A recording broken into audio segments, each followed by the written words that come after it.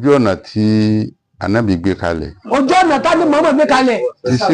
Tí mo lánà ṣe ìjámi orin. Tí mo lánà ṣe ìjámi orin. Tí wọ́n fi di tí wọ́n dà. Tí wọ́n fi di dada. Tá a sì rí báyìí. Tá a sì rí báyìí. Kẹ́nìkan wá ní rọ́ọ̀kà ya ìlú kan bẹ̀. Kẹ́nìkan wá ní rọ́ọ̀kà ya ìlú kan bẹ̀. Ọ̀nà kan wà. Ọ̀nà kan tún wà. Tó ju irú ọ̀nà tí irú àwọn tí ìjámi yẹn rìn. Tó ju owó ọ̀nà tí bàbá wa ṣe àmọ́ kì í ṣe ìjámi rìn. Abba. Kí ẹ sọ pé ọ̀nà kan wà. Kẹ́nìkan tó wá lọ́nà kan wà. Tó ju irú ọ̀nà tí ṣe Ibrahim rìn. Tó ju irú ọ̀nà tí ṣe Ibrahim rìn. Bahamayas. Báyé. Káyì. So ká sọ pé ojú ọ̀nà kan wà. Ká tó wá sọ pé ojú ọ̀nà kan wà. Tó ju irú ojú ọ̀nà tí ṣé Ibrahim fa àwọn ẹni tiẹ̀ sí tá a sì rí tí wọ́n dà. Tí ó wá ju ojú ọ̀nà tí ṣé Ibrahim fi àwọn ẹni tiẹ̀ sí tá a sì rí tó dà ń bẹ̀.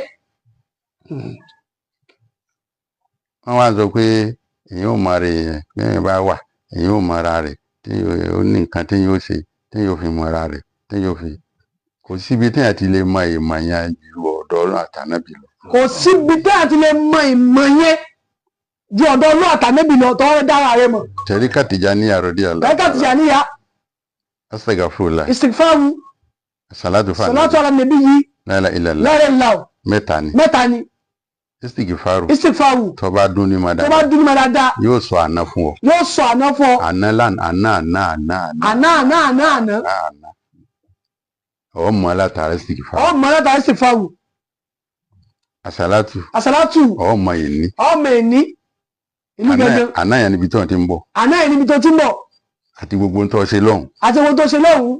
Torí ìdọ̀tí ni ló jẹ́ ó gbàgbé. Torí ìdọ̀tí ló jẹ́ ó gbàgbé. Istighfaru ó ha gbogbo dọ̀tí. Tí istighfaru ni ó ha gbogbo dọ̀tí.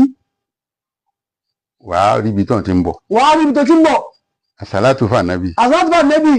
Yóò sọ ibi tó dé fún ọ tó wà yìí. Yóò sọ ibi tó dé fún ọ ibi tó wà yìí. La ilaha illallah. Yóò fi ibi tó ń lọ ọ̀la rẹ̀ yóò fi hàn. Yóò wá fi ibi tó ń lọ ọ̀la rẹ̀ yóò fi hàn. Kí ló wá kù? Kí ló tún kù? Gbà mí. Jọ́lá ni o. Kì í wá kàn á ṣeré o. Ṣeré o lójú ọ̀nà iṣẹ́ tìjà lójú ọ̀nà níbi. Ojú ọ̀nà bí òun ṣeré. Kò ṣeré o, èrè kọ́ la ń ṣe lẹ́yìn níbi mọ̀. Astaghfirullah yóò fi àná yóò sọ àná fún ọ. Istighfaru yóò sọ àná fún ọ. Ibi tó ti ń bọ̀. Bọ́ bá ti jọba rí yóò sọ fún ọ. Tó bá ti jọba rí yóò sọ fún ọ. Tá a bá sọ ìrìn àjò wa fún yín ẹ máa túká. Tá a bá sọ ìrìn àjò wa bàbá bá ní náà bá sọ ìrìn àjò àwọn fún yín ẹ túká. Wallahi tallahi. Wallahi tallahi. Ẹ̀rù máa bà yín. Ẹ̀rù á bà yín. Kí ni wọ́n ń pè kí lẹ̀ ń pè ojú ọ̀nà Ànábì. Kí lẹ̀ ń fi pè kí lẹ̀ ń fi ojú ọ̀nà iṣẹ́ tí a ní pè. Kí ni ká wá lọ kó rákàyà ìlú kan wá kí lẹ̀ ń pè bẹ́ẹ̀. Kí lẹ̀ ń pè bẹ́ẹ̀ rákàyà ìlú kákàkàyà ìlú kí ní káká. Istighfaru ó sọ àná fún ọ. Istighfaru ó sọ àná fún ọ. Ibi tó ti gbé. Salatu ó fi èní hàn ọ. Àsàlátù ó fi èní hàn ọ. La ilaha illallah. Yóò wá sọ ọ̀la fún ọ. Yóò wá sọ ọ̀la fún ọ. Tó bá dẹ̀ jẹ́ ti kíwú náà ni. Tó bá dẹ̀ jẹ́ ti kíwú náà ni. Istighfaru. Àti àsàlátù. Àti la ilaha illallah. Yóò kọ́ ọ ní kíwú. Nítorí pé kọ̀wáìdù kíwú. Náwù.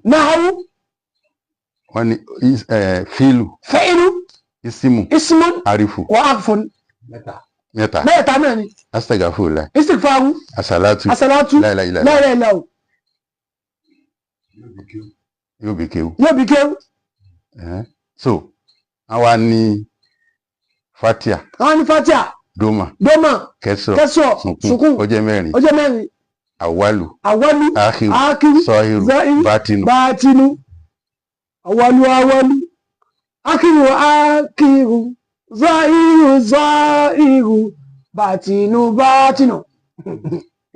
Kí lẹ fẹ́ sọ fún wa? Kí lẹ fẹ́ sọ? Tó bá ní ojú ọ̀nà Tìjàníyà dáadáa.